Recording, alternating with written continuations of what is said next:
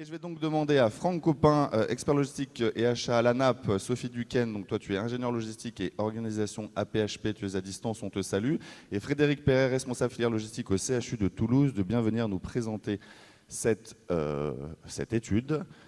Bonjour Frédéric, bonjour Franck, bonjour Sophie, messieurs, la parole est à vous. Vous m'entendez? Oui, c'est bon. Donc bonjour à toutes et tous. Donc, bonjour. On voulait déjà tout d'abord commencer par remercier la RTLH pour nous inviter à ce congrès. On souhaitait partager avec vous les résultats d'une enquête qui a été menée l'année dernière sur la fonction logistique d'étage, qui est issue finalement d'une demande du réseau des experts logistiques de l'ANA pour créer un benchmark sur les pratiques de la fonction logistique d'étage. Donc je vais laisser Frédéric te présenter, Sophie, et puis voilà, déjà pour commencer rapidement. Sophie, vas-y. Bonjour à tous, désolée d'être à distance, j'ai vraiment pas pu venir et croyez-moi, c'est vraiment à contre-cœur. Donc Sophie Duquesne, ingénieure logistique et organisation à l'APHP. Alors on n'a pas de direction logistique, mais je fais partie de la direction de la stratégie et de la transformation qui porte plusieurs projets, dont des projets logistiques. Et ravie d'être avec vous aujourd'hui. Et donc Frédéric Perret, donc moi je m'occupe de la filière logistique du CHU de Toulouse. Merci Frédéric, merci Sophie. Donc Franck Copin, expert logistique achat à l'ANAP. Donc on ne va pas vous abreuver de chiffres. La mission aujourd'hui pour nous, c'est d'être assez didactique et synthétique. Le temps est compté. Donc on va aller à l'essentiel. On va commencer déjà par évoquer le sujet de la présentation qui s'articule autour de la production sur la fonction logistique que vous retrouverez sur le site de l'ANAP sur la fonction logistique d'étage.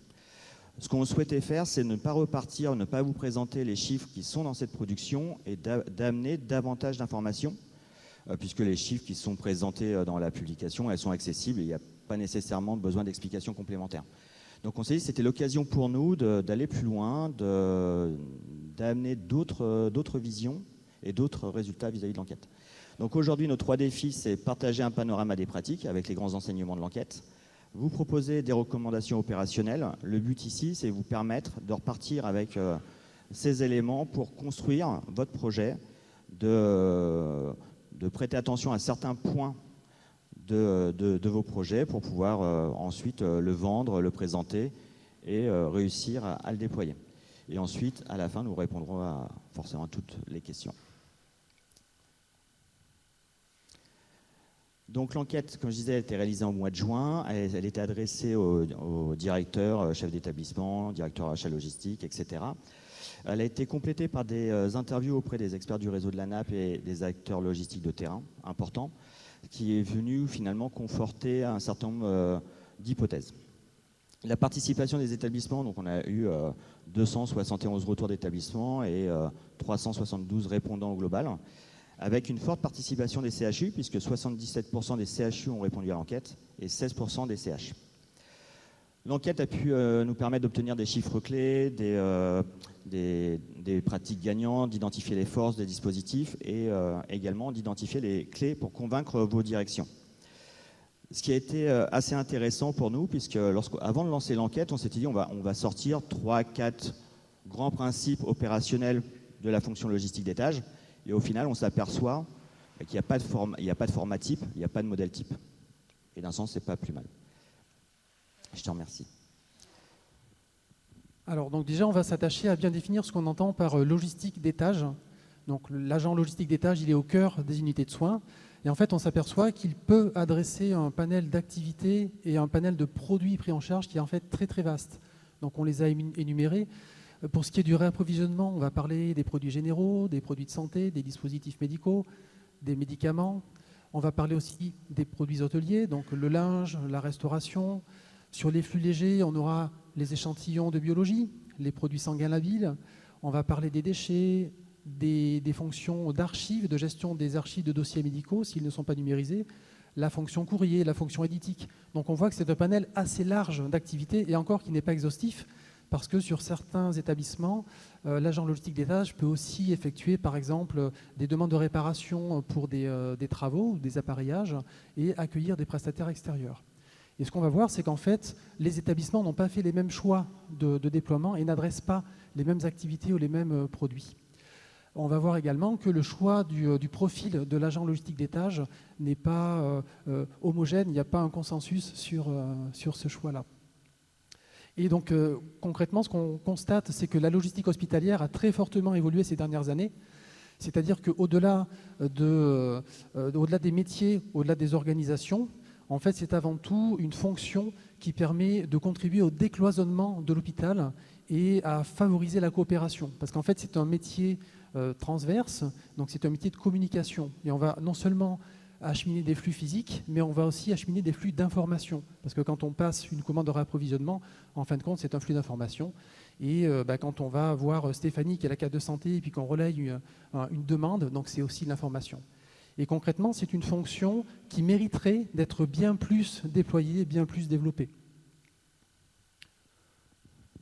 Donc sur les premiers chiffres clés, l'enquête était axée sur 2 sujets, de déterminer finalement les systèmes de réappro mis en place dans les établissements et ensuite de définir finalement le périmètre de la fonction logistique d'étage. Et donc sur le premier thème, on a constaté qu'il y avait, que les répondants portent des projets d'amélioration à hauteur de 47% sur leur chaîne d'appro. Donc dans la chaîne d'appro, au niveau de la fonction logistique d'étage, on parle surtout de système de réapprovisionnement. Sur la mise en place de la FLE dans les différents établissements, on constate que les plus grosses structures et celles qui ont des prédominances importantes en termes d'impact économique ont mis en place cette fonction logistique. On peut le voir sur les CHU, les CLCC, les ESPIC, les cliniques. Et on constate qu'au niveau des CH, la part est moins importante aujourd'hui. Sur les EHPAD, ce qui est intéressant de relever, c'est finalement une approche qui est un petit peu différente, comme l'a évoqué tout à l'heure Frédéric. C'est comment je retire l'ensemble des irritants de mes soignants. Et donc, on peut avoir des hôteliers, on verra tout à l'heure sur les appellations métiers. Ils couvrent la quasi-totalité des irritants du service de soins. Donc, ça va du bon dépannage, l'accueil des prestats, comme Frédéric le soulignait tout à l'heure. Alors, donc, en fait, à l'occasion de l'enquête, ce qu'on a fait, c'est qu'on a identifié 46 items sur lesquels on a questionné les établissements qui disposent d'une fonction logistique d'étage. Si je prends un exemple, donc pour les dispositifs médicaux, on a les stériles, les non stériles, les implantables, donc ça fait déjà 3 types de produits. Et après, sur ces types de produits, l'agent logistique d'étage, il peut contribuer à l'amont, donc calcul des dotations, il peut passer des demandes de réapprovisionnement, il peut acheminer les marchandises, il peut les ranger, il peut participer ou effectuer la préparation du chariot de soins. Et donc tout cumulé, ça fait 46 items. Et ce que l'enquête révèle, c'est que sur les fonctions logistiques d'étage, vous avez les 3/4 des fonctions qui adressent moins de 50% de ce périmètre. Dit autrement, on a seulement un tiers des fonctions logistiques d'étage finalement qui existent dans les établissements. Et sur ce tiers-là, les 3/4 n'adressent que 50%. Ce qui veut dire qu'il y a encore 50% de marge pour rendre du temps aux soignants. Et sur la partie droite du graphique, donc on constate qu'il y a seulement 6% des fonctions logistiques qui adressent plus des 2/3 des 46 items. Donc il y a encore beaucoup de leviers pour rendre du temps aux soignants. On s'est attaché via l'enquête à regarder quelle était la répartition par rapport au type de produit. Donc ce qu'on voit par exemple, c'est que la fonction logistique d'étage est plus représentée donc, sur la prise en charge des produits généraux, du linge, des dispositifs médicaux. Inversement, donc à 49% par exemple pour les produits généraux et dispositifs médicaux, mais on a seulement 29% de fonctions logistiques qui prennent en charge les médicaments. Donc là, on commence à toucher du doigt le choix du type de profil. C'est sûr que dans une fonction logistique, par exemple, où il n'y a pas de préparateur en pharmacie, on ne pourra pas aller jusqu'au rangement des médicaments. On ne pourra pas réviser les dotations de médicaments. Donc le choix du profil est quand même assez déterminant. Et alors maintenant, si on prend toute famille confondue, donc sans distinction de famille de produits, mais qu'on regarde les étapes de la chaîne d'approvisionnement, la logistique d'étage, elle peut influer sur l'amont, donc l'optimisation des quantités de réapprovisionnement. On peut passer les commandes de réappro, acheminer les marchandises, ranger et préparer les chariots de soins. Et on constate que la fonction logistique, elle est très présente sur l'amont. Donc, dans 39% des cas, pour ces familles de produits, on va optimiser les quantités à réapprovisionner. Par contre, on est seulement présent à 17% pour la préparation des chariots de soins, qui prennent beaucoup de temps pour les services. Donc là, on identifie des leviers potentiels pour continuer à rendre du temps aux soignants. Et après maintenant, si on regarde les processus de gestion eux-mêmes, on voit qu'à travers les réponses des établissements, on distingue deux tendances en fonction de la sensibilité des produits. Donc on va avoir d'un côté ce qui est un peu moins sensible, tout est sensible mais un peu moins sensible, donc la partie produits généraux et hôteliers, donc c'est le bleu clair, et de l'autre côté la partie sensible, donc tout ce qui est médicaments et dispositifs médico-implantables. Si on prend un exemple, pour la partie acheminement, dans 64% des cas, la fonction logistique achemine les produits généraux et dispositifs médicaux, mais seulement dans 43% pour les médicaments. Ce qui est intéressant aussi, c'est que l'enquête nous a révélé un avant et après Covid. C'est-à-dire que les fonctions logistiques créées anciennement ont beaucoup plus mis le focus sur les produits généraux, puis sur les dispositifs médicaux, peu sur les médicaments. En revanche, post-Covid, les fonctions logistiques d'étage plus récentes ont mis le focus sur les médicaments. Et donc la tendance s'inverse avec les fonctions logistiques plus récentes. On va faire un focus sur les systèmes de réapprovisionnement dynamique. Donc on a interrogé sur les modèles mis en place. On a constaté deux éléments pour les établissements sans fonction logistique déployée. On a donc une cote-part, un ratio de dotation listotype qui est encore à 28%, la complémentation 55% et le plein vide 17%. Ce qui est intéressant de voir, c'est que finalement, lorsqu'on met en place une fonction logistique d'étage, on se réinterroge sur ces systèmes de réappro et le choix se fait notamment sur le plein vide. Donc c'est une tendance qu'on a observée, ce qui semble pertinent dans la mesure où on intègre les dispositifs médicaux, les produits hôteliers, etc. Ce qui est intéressant de voir aussi, c'est que la part de dotation, le système par dotation, se réduit. La tendance aujourd'hui, ce qu'on peut dire pour les prochaines années, c'est on estime que le plein vide va continuer à se déployer avec des solutions, on va dire, d'étiquettes connectées qui facilitent finalement, parce que depuis tout à l'heure on parle, j'insiste, parce que c'est quand même un sujet qui m'interpelle, on parle de rendre du temps soignant. Ok, on peut être que d'accord avec ça. La question qu'on peut se poser, c'est d'accord, on rend du temps soignant, mais comment on optimise nos fonctions logistiques pour permettre de prendre en charge ces activités avec des ressources qui ne sont pas extensibles et de pouvoir se positionner comme un offreur de services et un partenaire de nos clients. Donc pour cela, c'est le constat qu'on a pu faire et qu'on tenait à souligner aujourd'hui. On vous a présenté aussi ce graphe qui présente les forces et faiblesses des systèmes de réappro qui vous permettent d'avoir un focus rapide sur finalement quels sont les avantages et inconvénients des solutions. On ne va pas tout détailler aujourd'hui, on n'a pas forcément le temps. Par contre, on vous a mis les deux liens qui décrivent les modes de gestion, de rangement des dotations par les différents systèmes de réappro. Donc là, on a illustré la dotation. Donc là, vous avez en bleu toutes les faiblesses qui sont identifiées, donc les niveaux de stock, les risques de surstock, etc. Les espaces requis.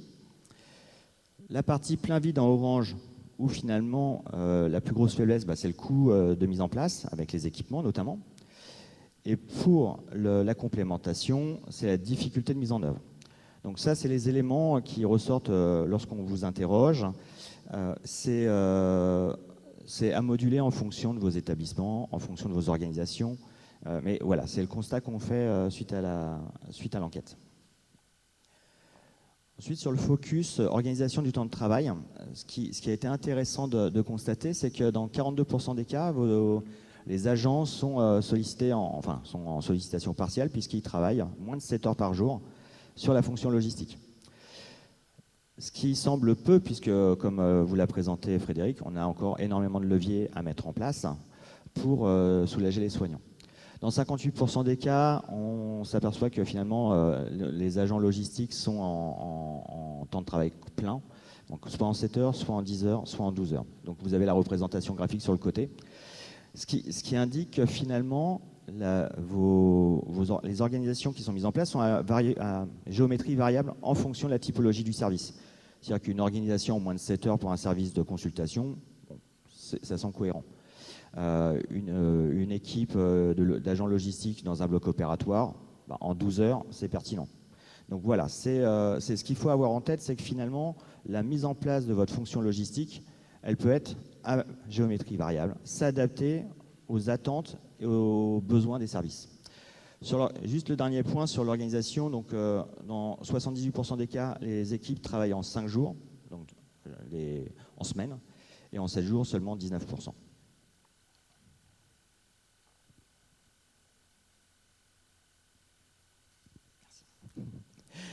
Donc on continue sur le profil des agents logistiques.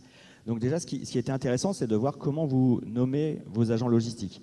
35 appellations métiers différentes, donc ce qui explique aussi cette différence de fonction, etc. Le profil initial, en général, ils sont portés à 33% par des profils de soignants. Donc ça, c'est ce qu'on a remarqué sur les structures de CHU notamment, et notamment avant Covid.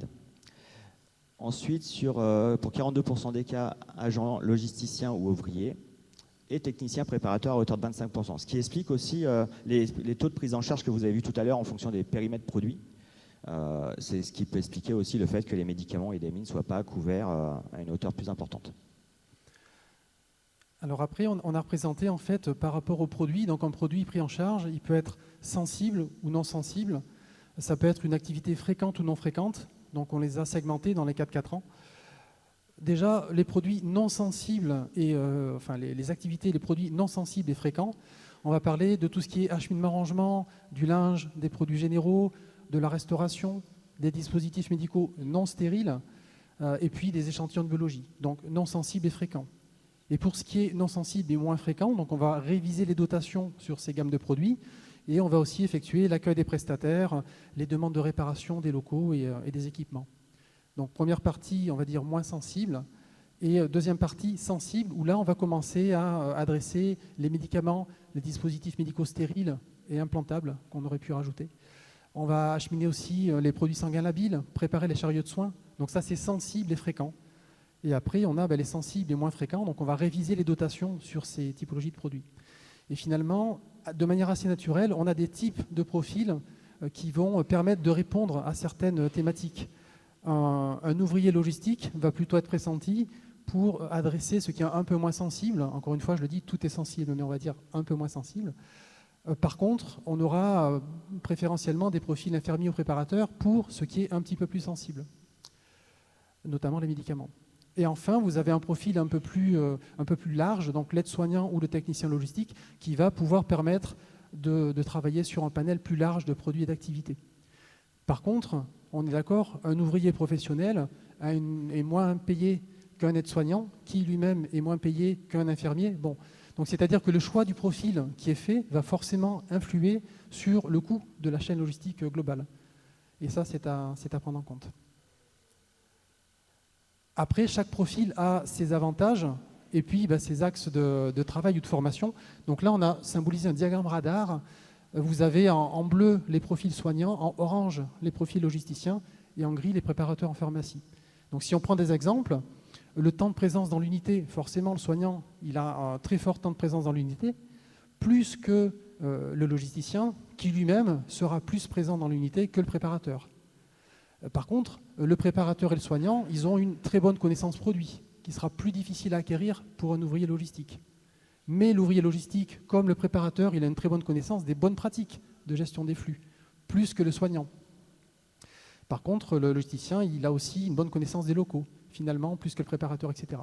Et donc, via ce diagramme, quelque part, on a aussi les focus sur quelles vont être les formations requises en fonction du type de profil.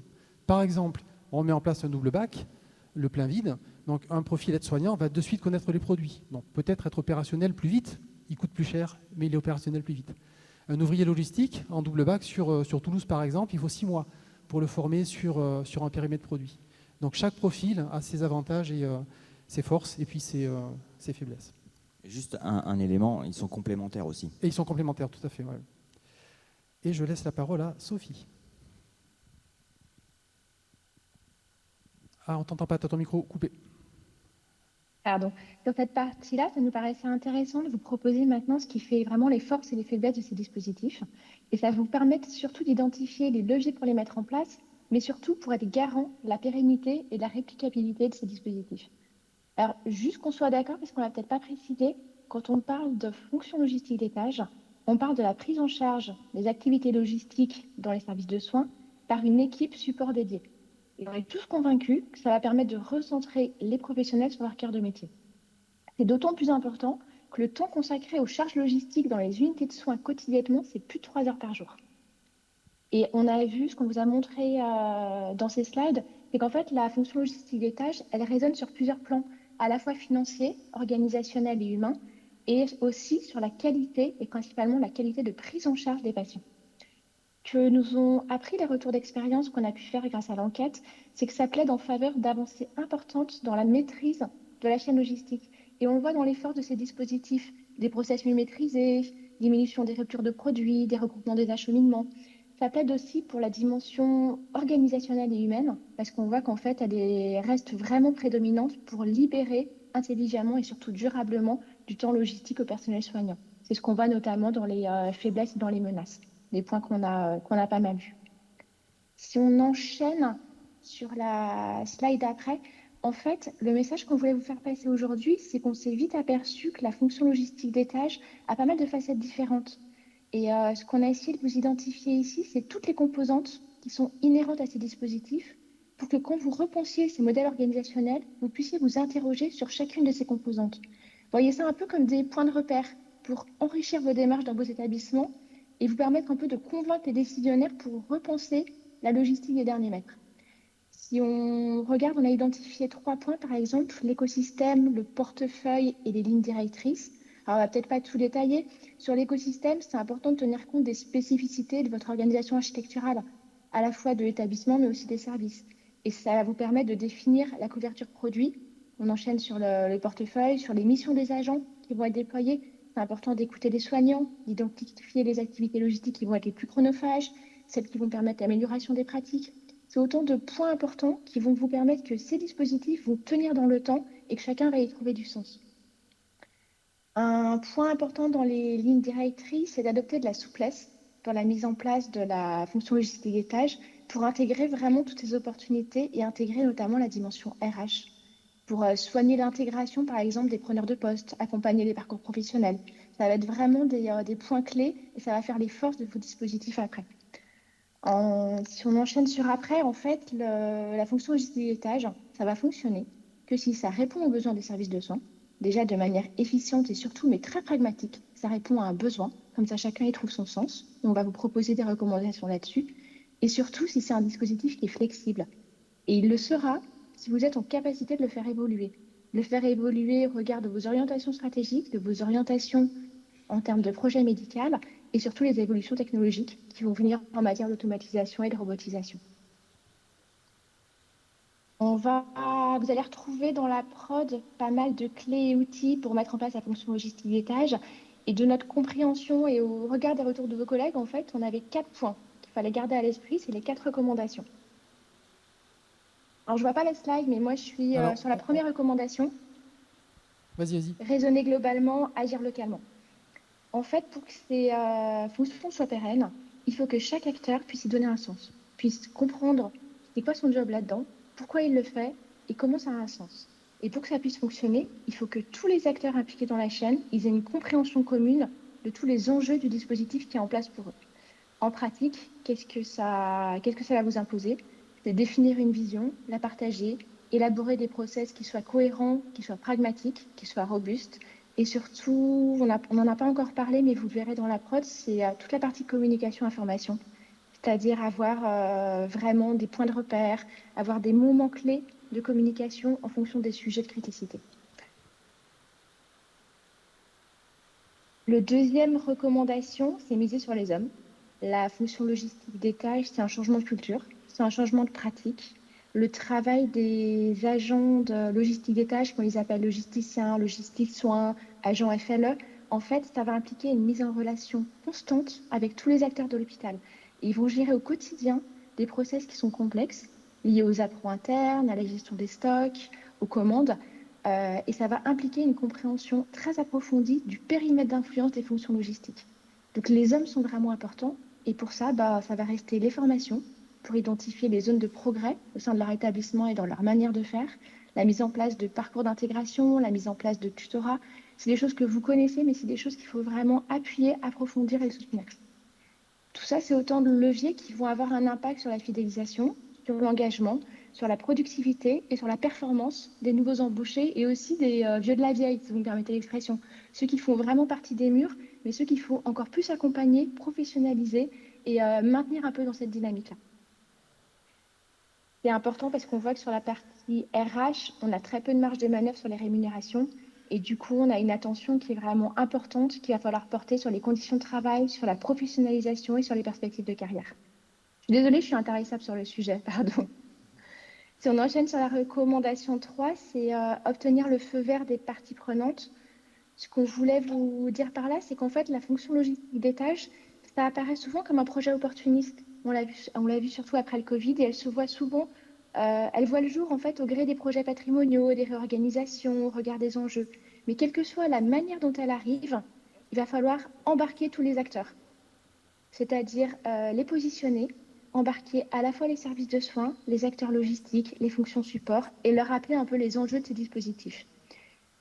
Ce qu'il y a derrière pour nous comme enjeu, et on en est persuadé, c'est qu'en fait la logistique, ça devienne non plus un centre de coût, comme ça l'est aujourd'hui, mais véritablement un centre de profit, que ça soit perçu comme tel.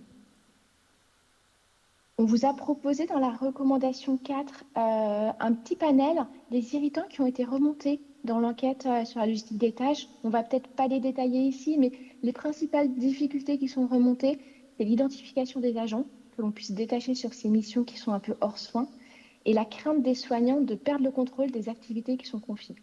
Et gardez en tête que la communication va être essentielle sur ces sujets et que les cadres des services de soins ne doivent absolument pas être déchargés de cette fonction, quels que soient les dispositifs mis en place, mais au contraire, il faut leur apporter des éléments de pilotage et leur apporter des éléments clairs sur les process mis en place et sur les responsabilités de chacun. En synthèse, vous retrouvez ici les 4 recommandations qu'on vous propose en plus de celles qui ont été identifiées dans la prod. Ce qu'il faut retenir, c'est que c'est des projets complexes, c'est des projets qui sont délicats à mener, ne vous leurrez pas, mais c'est avant tout des outils. Et en fait, vous n'allez pas pouvoir en faire l'économie parce qu'il va falloir sécuriser les opérations inhérentes à la pro, il va falloir renforcer durablement le partenariat avec les services de soins et pas juste prendre du temps aux soignants. Et ces dispositifs, en fait, ils vont vous imposer d'adopter de la souplesse dans votre organisation, dans la définition de ces process, pour permettre surtout aux services de soins de se les approprier. C'est la condition de victoire, en fait. Quand un service de soins va venir vous voir en vous disant « Moi, je veux la même chose que le copain, parce que franchement, c'est gagnant-gagnant », bah là, vous avez fait le job. Et là, c'est bon, c'est une autre dynamique qui s'est enclenchée. Maintenant, on regarde ce qu'on vous a présenté. Le message, c'est on compte sur vous pour ancrer durablement ce dispositif auquel on croit vraiment dans vos pratiques professionnelles. Et on est assez curieux de voir comment vous allez, quelles vont être vos priorités pour avancer là-dessus. Merci Sophie. Alors, donc effectivement, ce qu'on va vous proposer donc, pour voir quelles sont vos priorités, c'est de faire un vote en ligne. Donc il faut rescanner ce QR code parce que ce n'est pas Slido, c'est une autre application. Et donc en scannant ce QR code, vous allez atterrir sur un site internet qui s'appelle WooClap et vous allez avoir à l'écran les 4 recommandations. Ce qu'on vous demande, c'est de sélectionner 2 sur les 4 pour nous donner quelles sont vos 2 priorités et après on affichera le résultat du vote en ligne. Donc vous scannez le QR code, vous atterrissez sur le site WooClap, vous sélectionnez 2 des 4 recommandations et vous faites valider. Il ne faut pas oublier de faire valider. Et dans une dizaine de secondes, on affichera le résultat du sondage. Vous avez tout scanné, c'est OK? Alors. Donc. Oups.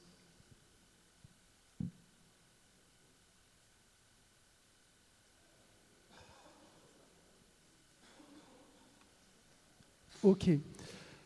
Alors, donc... du coup, c'est vachement équilibré. Bon, on ne s'est pas trompé, c'est bon. C'est ça. C'est rassurant. C'est rassurant. Bon, on voit quand même qu'il y a une dominante pour l'obtention du feu vert, donc le consensus autour de ces directions, et puis anticiper les difficultés. Voilà. Donc c'est votre résultat aujourd'hui. OK, merci pour ça. Et donc je relaisse la parole du coup à Franck. Hop, là. Merci Frédéric, merci Sophie. Donc pour finir, on voulait refaire un focus sur la production et les outils de la NAP sur ce sujet. Donc vous retrouverez dans la production les premières préconisations, hein, donc comme on l'a évoqué, favoriser les collaborations entre les équipes logistiques et les pharmacies. Réaliser une étude préalable de charge logistique des soignants, puisqu'on, comme on l'a évoqué, on a très peu de données sur ce sujet. Beaucoup s'embarquent dans des projets sans avoir mesuré finalement le temps consacré des soignants à la logistique dans leur service. Et aujourd'hui, la NAP développe une application qui va permettre, dans le cadre de vos projets, de pouvoir quantifier, d'identifier et d'avoir une représentation graphique des pics de charge des soignants. Ça va être l'un des éléments clés de l'outil qui va permettre de faire prendre conscience à l'ensemble des acteurs de l'importance des charges logistiques des soignants. Et vous aurez des préconisations logistiques et également les dimensionnements d'ETP, donc une proposition de dimensionnement d'ETP en fonction des activités que vous voulez rentrer dans le périmètre. C'est également des solutions d'automatisation, donc étudier les solutions d'automatisation, on en a parlé, mettre en place des contrats de service, un élément important, et proposer des indicateurs de suivi de la prestation logistique pour les soignants. Donc pour l'ensemble de ces outils, on l'a évoqué, vous avez également des outils de calcul pour les indicateurs, les calculs de dotation, également des fiches de poste, agents logistiques et un modèle de contrat de service. Merci. Donc pour conclure, on a vu, hein, c'est vraiment un sujet au cœur d'actualité. Il est nécessaire aujourd'hui que la logistique, alors on parle de la fonction logistique, on ne parle pas des secteurs logistiques, s'appuie sur ces modèles-là, sur ces outils pour vous accompagner plus efficacement dans la conduite de vos projets. Et vous pouvez retrouver d'ici quelques temps l'application dont je viens de vous parler sur le site de la NAP. Voilà. Un grand merci à tous les trois, j'ai envie de dire. Je vous propose de les applaudir.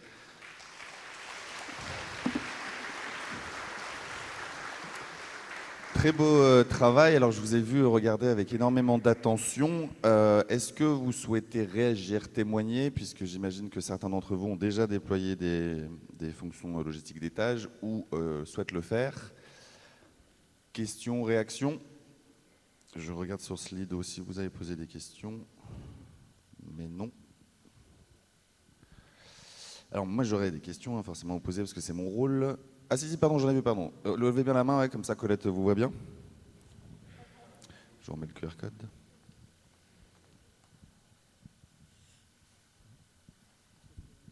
Merci. Jean-Luc Lecor, je travaille au CHU de Bordeaux, je suis comme responsable logistique d'étage. J'ai une question dans vos enquêtes. Est-ce que comment vous avez calculé les effectifs nécessaires en logisticien d'étage, notamment pour les secteurs plateau technique, c'est-à-dire en dehors de l'hospice conventionnel? Et j'ai une deuxième question sur la continuité d'activité, parce que j'ai vu que vous évoquez des horaires en 12 heures. Est-ce que vous avez réfléchi à la continuité d'activité week-end, jours fériés et nuit? Je réponds à la première, tu prends la suite. Pour la première, on s'est appuyé sur des maquettes organisationnelles RH pour déterminer... oui, voilà, si tu veux. Si tu veux, tu peux répondre. On s'est appuyé sur le pôle RH de l'ANAP pour permettre de calculer, pour avoir des éléments qui soient fiables. L'objectif ici, c'est de présenter un dimensionnement qui nécessitera néanmoins de recalculer, de revoir. Finalement, ça vous donne une fourchette, une idée, finalement, des ETP nécessaires pour couvrir votre activité. On est parti sur le dimensionnement, il s'appuie sur la personnalisation de l'évaluation. C'est-à-dire que les résultats qui sont obtenus sont en lien avec les activités actuelles de votre service qui sera évalué. Et au regard de ça, de leur pratique, vous allez en tirer un dimensionnement de TP, comme je disais, qu'il faudra nécessairement recalibrer. Ce qui est important, en fait, c'est déjà l'amplitude horaire. Est-ce qu'on travaille le week-end ou pas? Parce que ça va avoir de gros impacts sur la masse salariale. D'ailleurs, à ce propos, il y a certains pièges à éviter. Par exemple, est-ce qu'on travaille en 5 jours ou en 7 jours? Est-ce que, par exemple, une activité, elle est prise en charge 7 jours sur 7 ou seulement la semaine? Moi, je vous invite à réfléchir pour éviter certains écueils. Par exemple, une activité qui est prise en charge seulement en semaine par des acteurs logistiques et puis pas par les mêmes acteurs le week-end, Quel est l'impact? C'est le vendredi après-midi, vous avez le logisticien qui va laisser un petit peu trop de travail pour le soignant le samedi matin, et inversement, le soignant du dimanche qui va laisser le boulot à son collègue logisticien pour le lundi matin. Donc ça crée des tensions entre les services, en fait, il faut bien réfléchir à ça. Par contre, effectivement, il faut que l'activité week-end soit suffisamment fournie pour occuper le logisticien à temps plein. Voilà. Et pour compléter, on a testé, on commence les tests de cette application en situation réelle. Et ce qu'on s'aperçoit, c'est qu'on ne pourra jamais couvrir 100% des actions logistiques des soignants. C'est important à prendre en compte parce que quel que soit le périmètre d'activité que vous intégrez, sur une même activité, vous aurez forcément un moment où votre logisticien ne pourra pas assurer la mission. Donc ça, il faut en être conscient, il faut communiquer auprès du service de soins pour lui dire, voilà, le constat est celui-ci. Si on arrive déjà à prendre 90% de la tâche, je pense que la mission est atteinte. Et pour ce qui est de la continuité d'activité, en fait, ça dépend aussi des moyens qu'on peut allouer et surtout du dialogue qu'il va y avoir avec les soignants. L'idée, c'est d'avoir un partenariat gagnant-gagnant. À un moment donné, on ne va pas juste mettre un logisticien le week-end au cas où, alors qu'il ne se passe rien. Donc il faut quand même veiller à ça. Et après, il y a la gestion de la suppléance, c'était peut-être aussi votre question. C'est sûr qu'il y a deux méthodes. C'est soit on dit que dans les effectifs de la logistique, il y a des moyens de suppléance et que la continuité logistique est assurée coûte que coûte. Soit on dit que la suppléance est effectuée par les soignants. Mais là aussi, ça crée des tensions. Parce que, mais toi, t'es pas venu, c'est moi qui ai dû faire ton travail et le soignant ne va pas être content. Voilà. Le modèle économique est très important à étudier, puisque, comme disait Frédéric, on ne peut pas assurer, dans certains cas, une continuité de service au regard du coût qu'elle va engendrer. Et Sophie, n'hésite pas aussi à réagir si besoin. Oui, si tu nous entends, Sophie, tu peux lever la main sur Teams, comme ça moi je le verrai. Autre question, réaction? J'ai pas de questions sur Slido. Ça marche quand même, Slido, ou pas? Si tu me permets, Maxence, juste une précision par rapport à ce qu'on disait, ça me revient. Également, ce qu'il faut prêter attention, c'est au pic de charge. On voit par exemple si vos équipes prennent en charge la distribution des plateaux repas.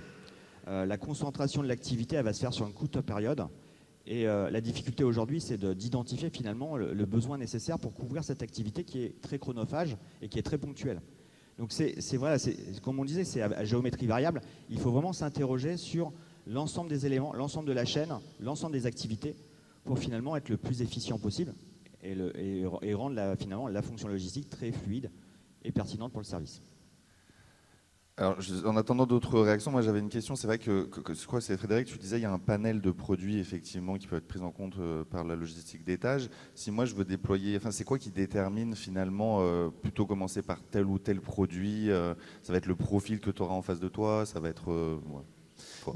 Alors en fait, ce qu'on constate historiquement, les logistiques d'étage se sont focalisées sur la partie linge, produits généraux, dispositifs médicaux, non stériles. En fait, il s'est agi de rendre rapidement du temps aux soignants sans pour autant avoir une grosse compétence sur les métiers logistiques. Donc on a fait un petit peu avec des moyens du bord. Là, ce qu'on voit, c'est que post-Covid, en fait, on a compris, et c'est bien normal, que les produits de santé ont un enjeu majeur dans les établissements, ne serait-ce que pour qu'il n'y ait pas de rupture sur les produits et puis pour maîtriser les niveaux de stock. Et les fonctions logistiques un peu plus récentes, en tout cas les problématiques actuelles, c'est plus autour de ça, autour de ce qui a le plus de valeur ajoutée en termes financiers et en termes de soins, c'est-à-dire les médicaments, les DMI, etc. Donc l'enjeu, pour répondre à la question, c'est vraiment établissement dépendant, c'est-à-dire que ça dépend du focus, ça dépend de ce que souhaite adresser la direction des soins, ça dépend de ce que souhaite adresser la direction financière. Est-ce que le niveau de stock, c'est un sujet ou pas? Est-ce que les ruptures de médicaments, c'est un sujet ou pas, etc. etc. J'avais aussi une autre question, c'est par rapport au profil. Tu expliquais en fait que c'est en fonction des produits que tel profil va être plus pertinent entre logisticien, technicien, soignant. Est-ce qu'il y a pour autant dans ton équipe un profil à privilégier parce que naturellement quand tu vas déployer ta FLE, il sera plus pertinent ou plus opérationnel tout de suite, j'ai envie de dire? Bon, après, je peux apporter le regard de Toulouse, alors ça n'engage que Toulouse, mais le choix qu'on a fait, nous, c'est de privilégier des ouvriers logistiques. Bon, d'autres établissements privilégient des aides-soignants. Après, ce qui compte, c'est de viser le long terme. Les choix initiaux vont conditionner les choix à long terme. Et en fin de compte, finalement, entre un ouvrier professionnel et un aide-soignant préparateur, on peut aussi travailler les processus. C'est-à-dire que si les processus de gestion sont bien définis, Si le plan de formation il est bien réalisé, si la pharmacie est en mesure de faire des audits, pourquoi pas déléguer l'acheminement des solutés, par exemple. Mais ça, c'est la relation de confiance qui va le faire. Donc plus qu'un choix de profil, c'est une maîtrise des processus qui est importante. Et la relation gagnant-gagnant avec toutes les parties prenantes. La pharmacie étant une grosse partie prenante. Ouais. Et je rajouterais juste aussi, c'est la politique de la mobilité interne de vos établissements. C'est un élément déterminant aussi à prendre en compte, puisque monter une fonction logistique d'étage avec des profils, si vous partez sur un profil, on va dire, ouvrier logistique, et que derrière, on vous envoie tous les AS qui ne sont plus en capacité de prendre en charge des patients, ça va mettre en péril votre modèle. Donc c'est important d'intégrer aussi ce focus-là dans vos études. Je vais rajouter un tout petit point. Par exemple, on a ce qu'on voit de temps en temps. Ce qu'on voit de temps en temps, c'est, oui, je tarie pas de, c'est qu'on peut avoir la volonté de certains établissements de dire, tiens, on veut réaffecter certains aides-soignants aux activités logistiques, et puis pour appâter quelque part, on va dire, tiens, vous allez travailler seulement en horaire de journée, puis vous ne ferez pas de week-end. Donc ça, c'est bien, parce que l'aide-soignant, il se dit, c'est chouette, je ne vais pas faire de week-end et je vais travailler en journée, mais il ne vient pas forcément pour le métier. Donc il faut faire attention aussi à ça, finalement. C'est-à-dire que les choix d'horaire qui vont être faits par l'établissement vont aussi conditionner, est-ce que la personne elle va venir parce qu'elle aime le métier ou pas. Je me permets juste d'intervenir, je suis cadre soignante, et ce que vous venez de rajouter, c'était tout le fil de ma pensée depuis le début de votre intervention. Les aides-soignants au recrutement au quotidien, c'est une horreur, parce qu'on n'en trouve pas pour être auprès des patients. Et qu'effectivement, quand on demande de développer dans les hôpitaux périphériques la fonction des logisticiens d'étage, c'est des aides-soignants en reclassement pour certains, et c'est très très compliqué. Oui, Franck, si tu veux réagir, vas-y, je t'en prie. Juste pour compléter, c'est d'où l'importance du parcours de formation et d'intégration, puisque c'est sûr que ça peut être compliqué parfois de réintégrer des professionnels en situation de difficulté, parce qu'il ne faut pas se voiler la face, on est tous confrontés à ça. Et donc c'est l'accompagnement qui fait que finalement au départ on pense que c'est perdant-perdant et qu'au final la personne fait l'affaire et on peut l'embarquer dans nos projets. Du coup, effectivement, Slido marche, j'ai vos questions. Quelqu'un demande, il a été dit dans la présentation que les aides-soignants pouvaient ranger les médicaments, or seuls les PPH et les IDE sont autorisés dans la réglementation, non? Alors j'apporte une précision, en fait, dans la contribution, par exemple, si on peut avoir des binômes qui se mettent en place. Donc, on peut avoir un binôme, par exemple, infirmier-aide-soignant. On peut avoir un binôme préparateur-aide-soignant. Donc, dans le slide, c'était le binôme préparateur-aide-soignant. Voilà la précision. Et effectivement, oui, bien sûr, il n'y a que le préparateur et l'infirmier qui peuvent toucher les médicaments. Pour compléter, on échange régulièrement avec les différents syndicats de pharmaciens. Aujourd'hui, les pénuries de préparateurs en pharmacie sont assez conséquentes. Et les échanges qu'on a aujourd'hui, c'est finalement de revoir et que les pharmaciens et la logistique se mettent d'accord sur les périmètres d'activité qui peuvent être repris par la logistique. Pour acheminer un produit d'un point A à un point B, quelle est la plus-value d'un préparateur en pharmacie? C'est la question qu'on peut se poser. Et donc aujourd'hui, pour faire face à ça, on peut travailler là-dessus. Et surtout qu'on manque aussi de préparateurs. Donc, Tu veux réagir, Christophe? Oui, je veux bien. Christophe Carbonneau, CHU de Poitiers. Donc, CHU de Poitiers a déployé la logistique d'étage depuis... Alors, le premier déploiement, c'est 2007. Le projet est démarré en 2003. Donc, c'est-à-dire qu'on a un petit peu de retour d'expérience. Et pour témoigner sur justement les différents profils qu'on peut retrouver dans la logistique d'étage, à Poitiers, ce sont quasiment exclusivement des aides-soignants.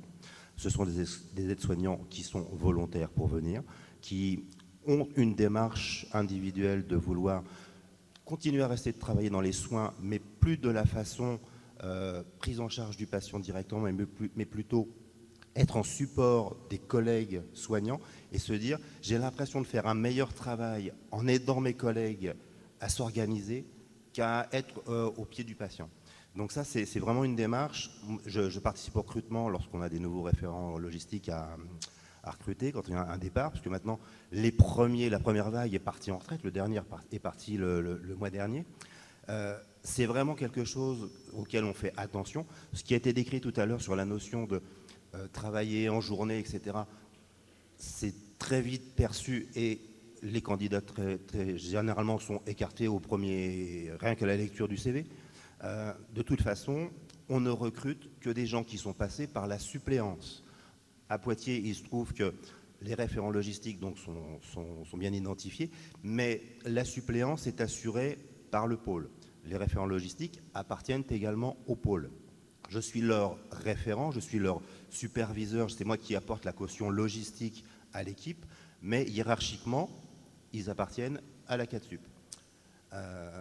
D'accord ? Et ce sont donc les soignants qui amènent également sur la base du volontariat la suppléance. Selon les pôles, selon la politique de la CATSUP ou du CATSUP, c'est plus ou moins abouti. On va de 100% de couverture à parfois 0%, parce que dans tel pôle, ils sont 3, ils n'ont qu'à se suppléer les uns les autres. Voilà. Mais donc, on a aussi cette possibilité de n'avoir que du soignant, mais motivé pour, et on travaille actuellement à l'ANAP pour refaire un petit bout de formation pour l'acculturation des soignants aux fonctions de la logistique, pour vraiment avoir un profil équilibré. Voilà. Franck, tu voulais réagir ou non? Tu me regardais juste comme ça. Okay, pas de souci. Merci du coup Christophe pour ton témoignage. N'hésitez pas si vous le souhaitez. J'ai des questions quand même très pratico-pratiques. Je pense que ça en intéresse beaucoup aussi. Merci pour toutes vos questions. Je le redis, je ne pourrais pas toutes les prendre. Il y en avait une que je trouvais assez intéressante. C'était des établissements ont-ils mis en place dans des bâtiments existants sans lien avec un projet architectural? Je vous en prie. En fait, il y a les deux. C'est sûr que ce serait dommage s'il y a une création de bâtiment de ne pas envisager de mettre en place la logistique des tâches. Ça n'existe pas, c'est des bonnes occasions. Ça se fait en général maintenant. Ouais. Mais n'attendez pas. Voilà. N'attendez pas d'avoir un projet architectural, un nouveau bâtiment qui se construit pour penser à ça. C'est aujourd'hui que ça doit se faire, c'est pas dans 10 ans. Alors, je pense que quelqu'un qui a peut-être répondu à votre étude, sur le périmètre, je trouve que votre étude oublie la réticence des PUI à déléguer leur logistique, ce qui est un frein à la prise en charge d'un spectre plus large. C'est ce que je disais tout à l'heure, ça fait partie aussi de nos travaux de décloisonner à un niveau, on va dire, un peu plus, avec les syndicats, les pharmaciens, etc., pour travailler sur ce sujet-là. Aujourd'hui, lorsqu'on discute avec eux, on voit que la réglementation est interprétée de manière différente en fonction des pharmaciens. Vous êtes avec les différents... je vous prends un exemple assez simple. On discute sur ce sujet-là, on demande une cartographie fonctionnelle en lien avec la réglementation pharmaceutique. Il n'y en a pas un qui porte le même discours. Donc déjà, effectivement, dans les établissements, c'est compliqué à mettre en œuvre. Mais en tout cas, aujourd'hui, la volonté, c'est vraiment de décloisonner. On va intégrer, l'ANAP va intégrer le groupe de travail des pharmaciens de CHU, justement pour porter ce message-là. L'objectif, c'est d'intégrer l'ensemble des acteurs de la fonction logistique, pharmacie comprise. Et lorsqu'on discute avec certains professeurs de CHU, ils sont tout à fait au clair sur le sujet et ils sont prêts à travailler avec nous. Après, ça reste minoritaire, mais il faut bien commencer par quelques-uns. Alors, moi, je ne suis pas des fonctions support, mais je vais poser une question certainement de profane. Moi, quand je vois tout ce que vous expliquez et les retours d'expérience, moi, je suis directeur, je dis je signe tout de suite pour la FLE. Donc, pourquoi c'est quoi les freins si compliqués à convaincre la direction? Les freins, c'est RH. Parce qu'en général, on va dire c'est quoi l'économie, quoi. On y va. Un projet, si on est un minimum ambitieux, ça nécessite un peu d'investissement. Ça nécessite de la formation, donc des investissements. La formation, pour moi, c'est de l'investissement. Et donc, du coup, derrière, c'est quand même du boulot, quoi. C'est-à-dire que là, vous n'êtes plus tout seul dans votre unité logistique. C'est embarquer la RH, embarquer le service de formation, travailler sur des programmes pédagogiques. Enfin, on démultiplie, quoi.